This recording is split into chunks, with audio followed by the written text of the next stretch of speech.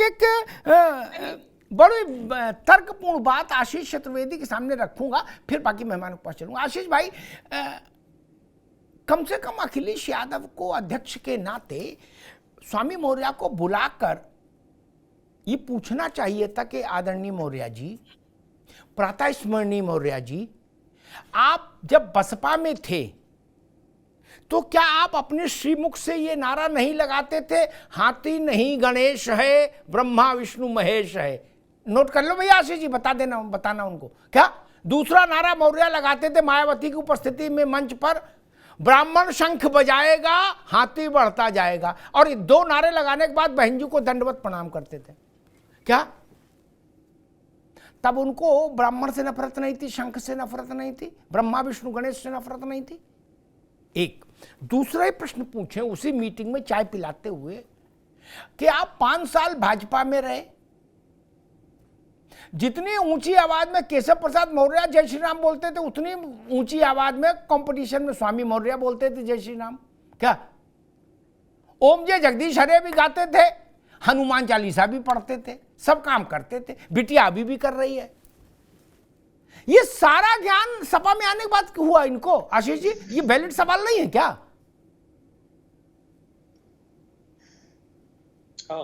कहीं ना कहीं ये जरूर बात उठती है कि वही व्यक्ति जो रहा, उनको वहाँ इस तरीके का कोई ज्ञान नहीं हुआ, और यहाँ आकर के उनके जो ऐसे वक्तव्य निकले और फिर निकलते ही चले गए एक के बाद एक, तो कहीं ना कहीं इससे पार्टी को नुकसान हो रहा है।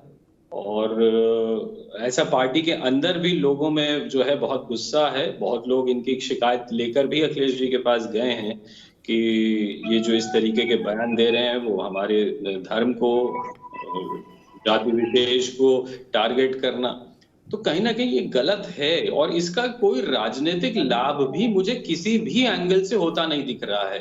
मतलब ये भी नहीं समझ में आ रहा है कि चलिए कोई हमें राजनीतिक फायदा हो रहा हो इसलिए हम चुप हैं, इनको बोलने दे रहे हैं।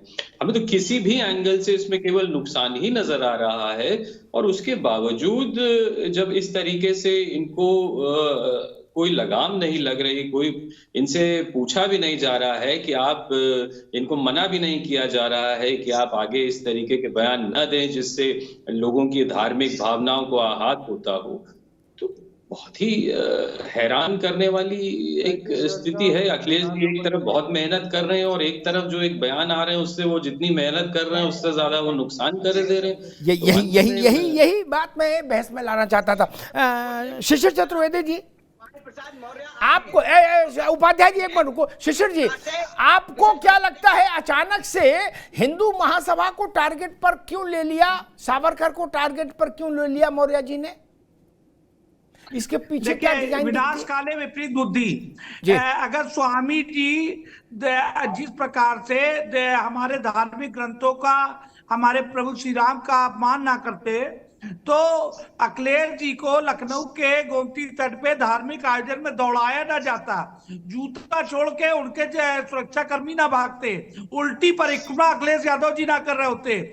हमारे छोटे भाई आकाश सैनी ने इनको जूता खींच के मारा गोमती नगर क्षेत्र में, तो ये जूता खोर है, जूता खाते रहेंगे। अगर ये 100 करोड़ हिंदुओं को अपमानित करेंगे तो इनको पहले समझना होगा सावरकर कौन थे, सावरकर ने देश के लिए क्या किया।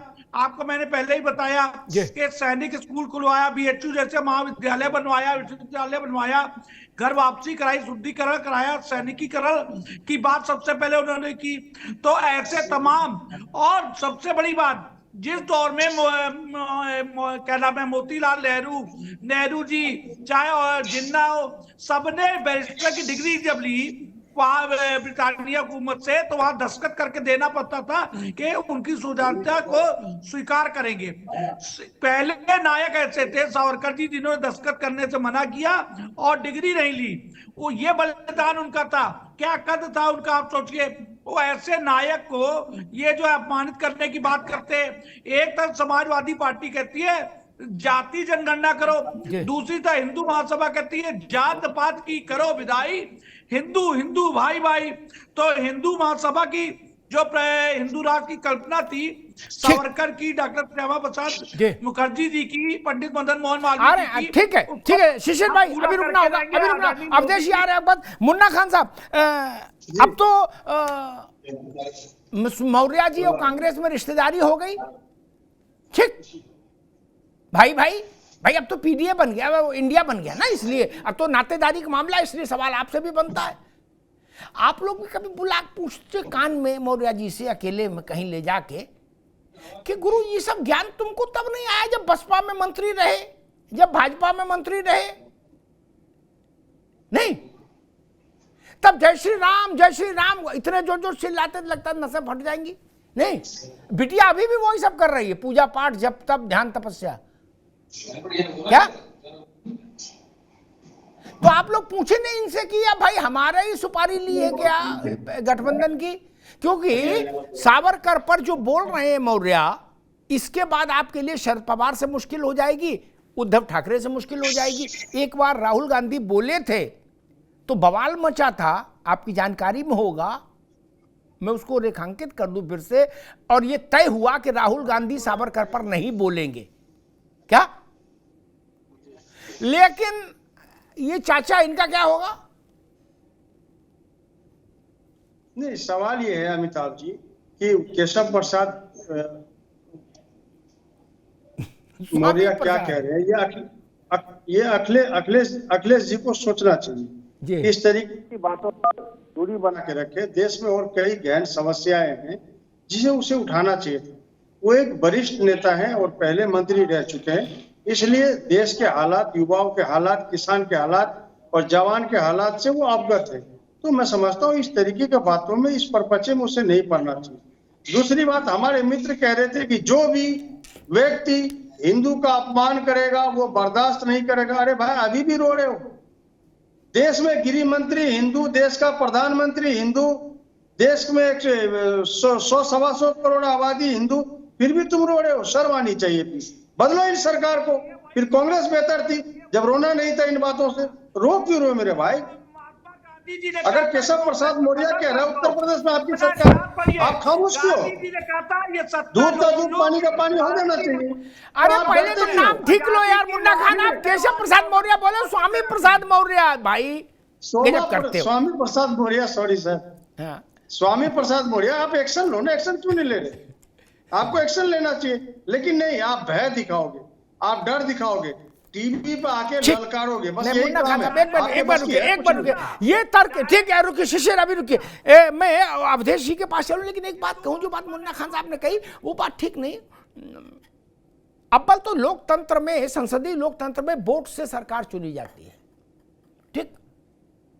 तो हिंदू प्रधानमंत्री है तो कोई आश्चर्य नहीं। अगर 80% आबादी हिंदू है तो ये हिंदुस्तानी हुआ, ये हिंदू राष्ट्र ही हुआ। आप इसको बोलो नहीं बोलो, लिखो नहीं लिखो, इससे क्या फर्क पड़ता है?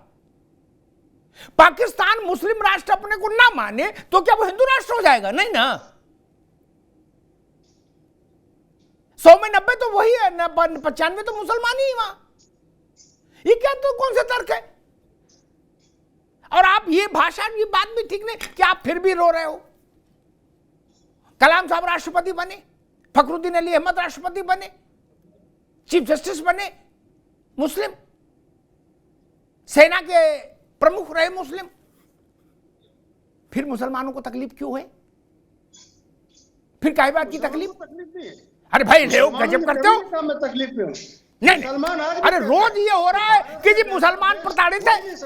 नहीं, रोज कह रहे हो कि मुसलमान प्रताड़ित है, इसलिए मैंने कहा ये बात ठीक नहीं। लोकतंत्र है मित्र, वोट से ही आदमी चुना जाएगा ना, कि जबरिया चुन लेंगे?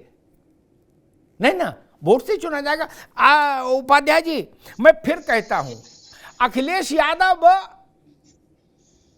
पर यह सवाल खड़ा होता है कि वो अपना नुकसान होने क्यों दे रहे, क्या? लेकिन स्वामी प्रसाद मौर्य जैसे जितने लोग बढ़ते हैं बाजार में, मेरा अनुभव कहता है भाजपा को हमेशा लाभ हुआ है। ओबीसी हो तो लाभ, स्वामी मौर्य हो तो लाभ, मणिशंकर अय्यर हो तो भाजपा को लाभ, कपिल सिब्बल हो तो भाजपा को लाभ। नहीं, आपका भी गुरु कोई नीच भंग राजयोग है ज्योतिष का, मैं समझ गया, भाजपा का। जितने बवाली उधर बढ़ते हैं उतने इधर आप मजबूत हो जाते हो, नहीं उपाध्याय जी? जी देखिए अमिताभ जी, मैं बताऊं, मजबूती की यदि बात करें तो भाजपा तो मजबूत पूरी तरह से है, हर तरह से। और जिस तरह से हमारे देश में क्या पूरे विश्व में भारतीय जनता पार्टी की जो लोकप्रियता बढ़ रही है और जो हमारे देश के प्रधानमंत्री श्री नरेंद्र मोदी जी की जो लोकप्रियता बढ़ रही है, उसी से तो ये बौखलाए हुए सारे लोग। एक तरफ देखिए घमंडिया गठबंधन का जो नेतृत्व कर रहे हैं राहुल गांधी जी, वो कहते हैं कि जो है मोहब्बत की दुकान चला रहे हैं, कि मैं मोहब्बत की दुकान चला रहा हूं। अरे भाई, आपके जो घमंडिया गठबंधन में जुड़े हुए दल हैं वो तो नफरत फैला रहे हैं देश में। आपने इससे पहले देखा होगा स्टालिन ने किस तरह से हिंदुओं को अपमानित किया, हिंदू धर्म को अपमानित किया। उसने बोला कि ये तो डेंगू मलेरिया की तरह हिंदू धर्म। तो आज ये कह रहे हैं स्वामी प्रसाद मौर्य जी कि हिंदू राष्ट्र की बात करने वाले तो देश प्रेमी हो नहीं सकते, देशद्रोही है ये तो भाई। अब ये बताइए भैया, इस देश में 100 करोड़ आबादी हिंदुओं की है, तो क्या उनको हक नहीं है यहाँ रहने का? क्या उनको अपनी हिंदू राष्ट्र मांग करने की हक नहीं है क्या? जो 20% है, 15% है, वो तो हक कर रहे हैं गजवाए हिंद का, कि गजवाए हिंद करो, गजवाए हिंद करो। जिहाद फैला रहे हैं, जिहाद के नाम पर जो है तमाम जो है आप देख रहे हो किस तरह से हाहाकार मचा हुआ है देश में, क्या विदेशों में भी मचा हुआ है, उस पर कोई नहीं बोलता। 100 करोड़ आबादी है और अभी भी हक मांग रहे हो, शर्म आनी चाहिए। नहीं, 100 करोड़ आबादी है और अभी भी हक मांग रहे हो, शर्म आनी चाहिए। हक मांगा नहीं जाता मित्र, हमारे छीने जाते हैं। आप लेना सीखो। 100 करोड़ आबादी है, आप हक लेना सीखो। टीवी पे आकर के रोने से हक नहीं मिलता। सरकार मुसलमानों की हिंदू को कम करते रहो, अरे ऐसा नहीं होता, लेकिन आप करोगे नहीं। आपके गुरु उपाध्याय जी एक मिनट रुके, मुन्ना खान साहब रुके, उपाध्याय एक मिनट रुके। मुन्ना खान साहब कह रहे हैं, यानी कांग्रेस कह रही है कि रोने से हक नहीं मिलेगा, हक छीनने से मिलता है। वो आपसे कह रहे हैं हक छीनो। छीनने की बात इसलिए करेगा, इन्होंने छीन कर लिया है, पाकिस्तान छीन कर लिया इन्होंने। अब ये बात कर रहे थे बंटवारे की। देखिए अमिताभ जी, 1946 में जब बांग्लादेश में दंगे हुए हिंदू मुस्लिम, उसको देखते हुए विभाजन हुआ।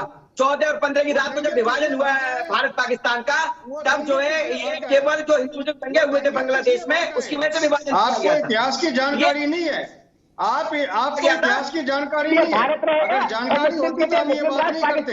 वो दंगे किसने शर्त पर ये विभाजन हुआ था। वो दंगे विभाजन करने वाले कौन थे? मुन्ना खान में थे, हिंदी पार्टी के लोग थे उस समय। बात कर रहे वीर सावरकर की बात करते हैं। अरे भाई, वीर सावरकर ठीक उपाध्याय जी, तुष्टिकरण की राजनीति का विरोध किया था वीर सावरकर ने। वीर सावरकर की बराबरी कौन कर लेगा इस देश में? कोई नहीं कर सकता। उपाध्याय जी अभी रुकिए, मुन्ना खान साहब अभी रुकिए। चतुर्वेदी जी, अचानक से सारे लोग इतिहास के जानकार कैसे हो गए? ये समझ लो आप, मैं दर्शकों को बता रहा हूं। क्या चतुर्वेदी जी? सनातन हिंदू धर्म का अपमान करेगा, उसको मुंह की खानी पड़ेगी। ठीक है शिशिर जी रुको एक सेकंड। चतुर्वेदी जी, शिशिर जी, हाँ, अचानक से सारे लोग इतिहास के जानकार, इतने प्रकांड विद्वान कैसे हो गए राजनीति में? मैं जवाब दूं? जी, मैं ये कह रहा था, जो आपका मुद्दा है, इस देश का बंटवारा ये 2 लाइन में जिन्ना और नेहरू जी की महत्वाकांक्षा के कारण हुआ। दोनों पहला प्रधानमंत्री बनना चाहते थे, जिस कारण लाखों हिंदुओं का बलिदान दे दिया। जिन्ना ने डायरेक्ट एक्शन किया, और जब वहां पर डायरेक्ट एक्शन में मारकाट नहीं रुक रही थी, तो देश के गृह मंत्री सरदार पटेल जी ने हिंदू महासभा से मदद मांगी थी। हिंदू महासभा जब इस लड़ाई में जब उसने जो डायरेक्ट एक्शन करने वाले लोगों पे बदला लेना शुरू किया, बदले की कार्रवाई बंगाल में चालू की, पंजाब में चालू की, तब जाके दंगे रुकना शुरू हुए। लेकिन तब गांधी जी आके वहां पर उपवास पे बैठ जाते, मुझे शांति दे दो, मुझे जब तक हिंदू कटता रहा तब तक नहीं बोले। लेकिन जैसे ही मुसलमानों के मरने की बारी आई, वैसे ही आ गए। तो बंटवारा हुआ जब धर्म के आधार पर 1905 में बंगाल का विभाजन हुआ। उसके बाद बंटवारा हुआ जिन्ना और नेहरू की सोच के कारण, प्रधानमंत्री का मोतीलाल नेहरू जी ने तुष्टीकरण में 33% सीटें जो काउंसिल में देने की बात कही थी सेंट्रल असेंबली में, तो क्यों की थी? क्या 33% मुसलमान था? हिंदुओं को क्या मिला? 13% मुसलमानों को 19% भूभाग दे दिया गया। और उसके बाद हिंदुओं को क्या मिला?